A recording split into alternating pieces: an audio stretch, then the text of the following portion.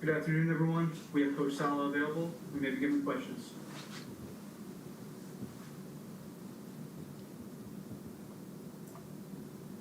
Robert, can you just give us an update? Sorry. I think we know about Zach, not Zach, Aaron, but can you just give us the official update and where things stand and whether he's having surgery, soon, what the plan is for that? Obviously, we know it's torn. That's been confirmed. But as far as everything else, I'll have to get back to everybody on the rest of it. Robert, do you guys plan to add another quarterback here in the coming days? And if so, what caliber of quarterback are you looking to add, and what will his role be? Yeah, we are going to look through some things, but I do want to make it very clear. Zach's our quarterback. We got a lot of faith in Zach. We're really excited about his opportunity, but we're rolling with Zach and excited for this, excited for him, and like I said, this opportunity that he's going to get.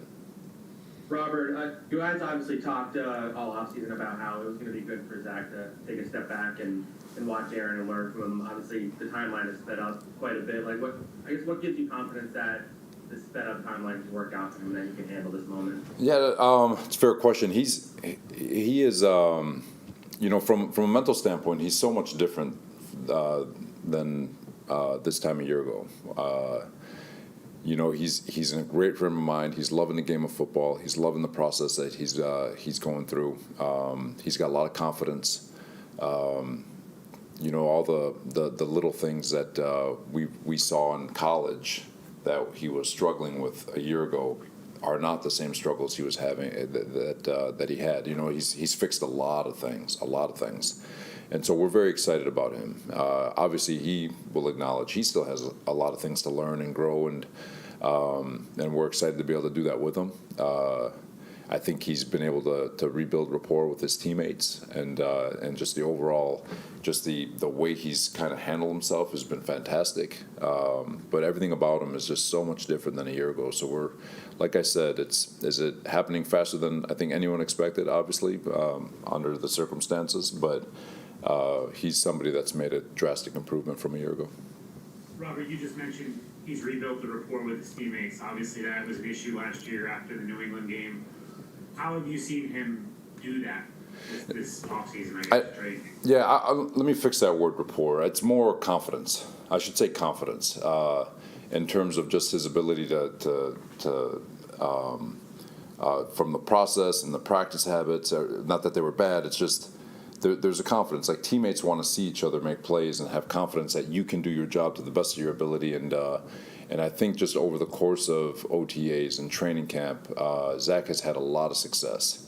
I think you guys have witnessed a lot of it. I thought he did a really nice job in all the preseason games. So I think he's built a lot of confidence with his teammates. And so when I say rapport, I think it's more. I'm trying to say confidence.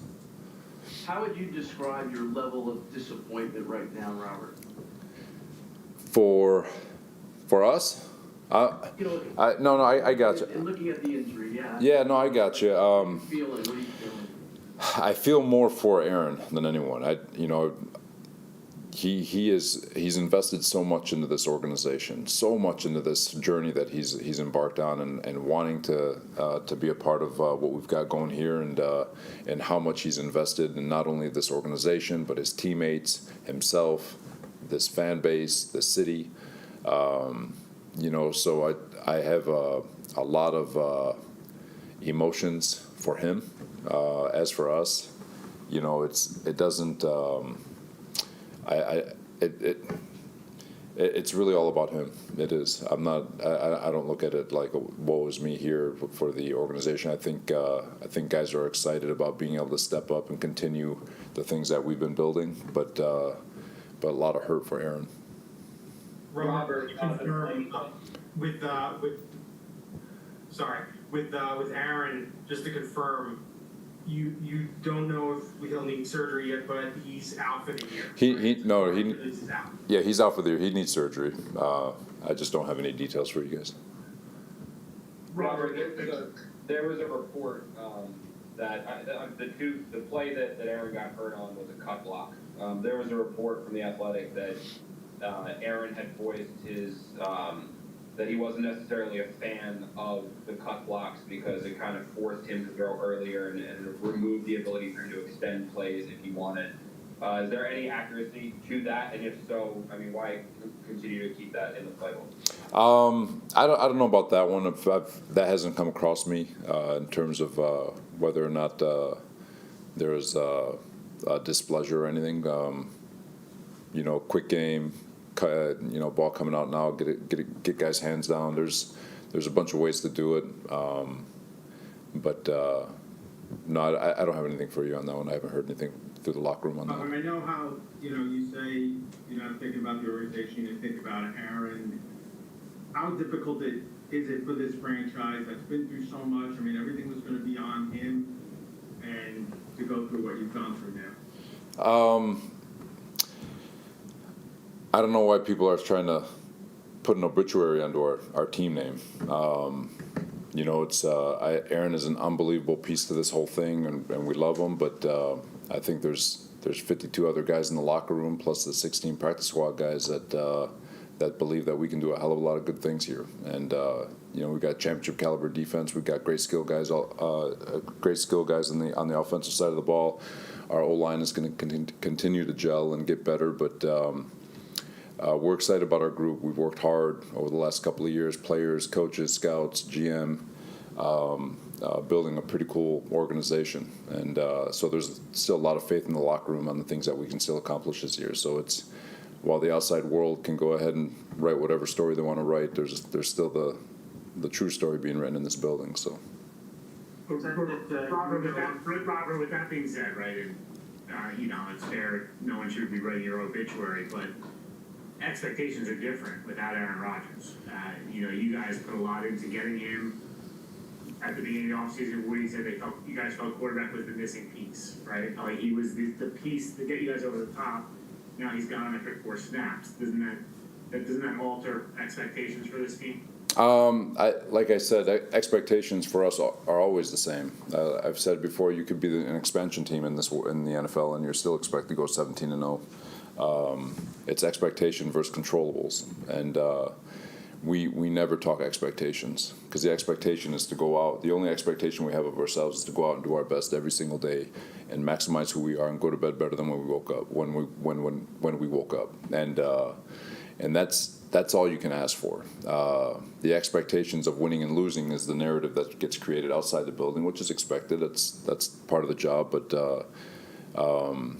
at the same time, it's never been what we talk about, and that's the whole thing.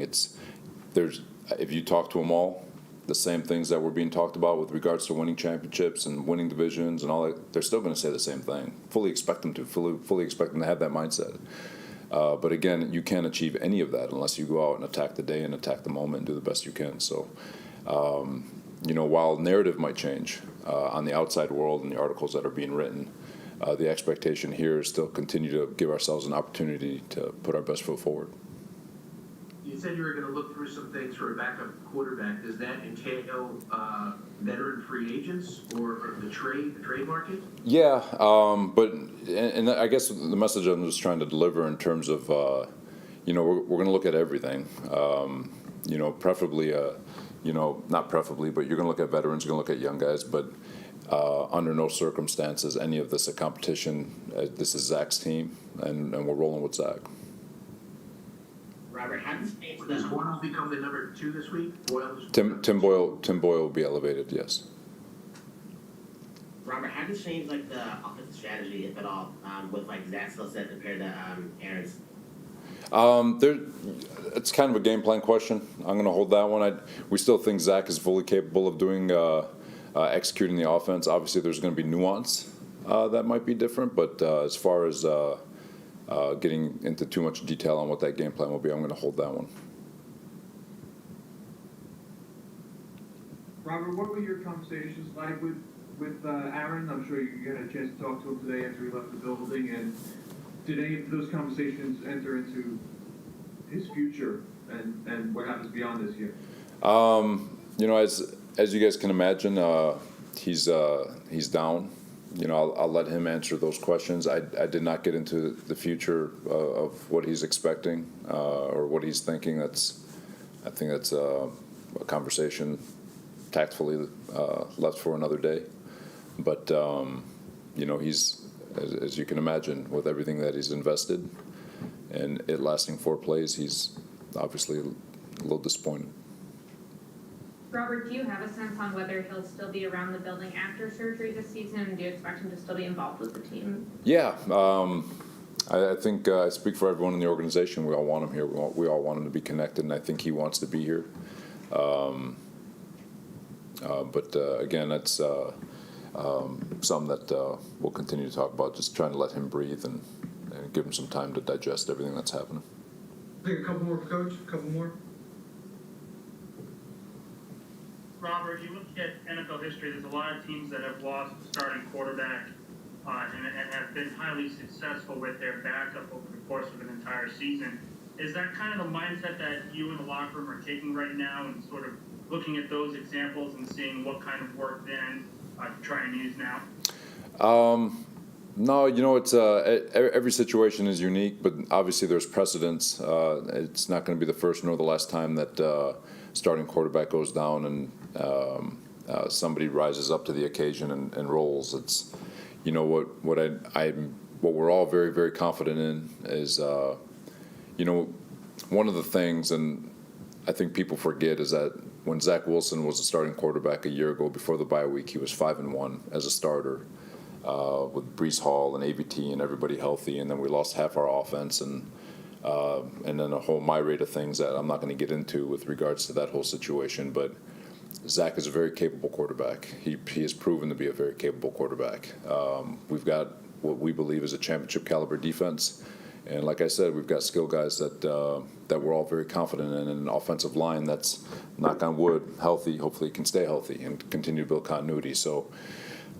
We have all the faith in the world in Zach, and the best part about Zach is we all do believe that he's leap years ahead of where he was a year ago, and so again, like I said, we're excited for his op. Robert, Aaron's injury has sparked some conversation about turf versus grass, MetLife Stadium. I know there's new turf in there. You obviously lived it in San Francisco a few years ago when you guys came to MetLife. Any concerns over the turf at MetLife Stadium? No, if it was a non-contact injury, I think that'd be something to discuss, obviously. But that was kind of a forcible. I think that was trauma-induced. I do know the players prefer grass, and there's a lot invested in those young men. So, Robert, what's Last your one here. Last one here. Robert, what's your overall message to your fan base today? We're on to Dallas. Thank you, everyone. Thank you, Coach. All right, thank you. Thank you, everyone. This concludes today's availability.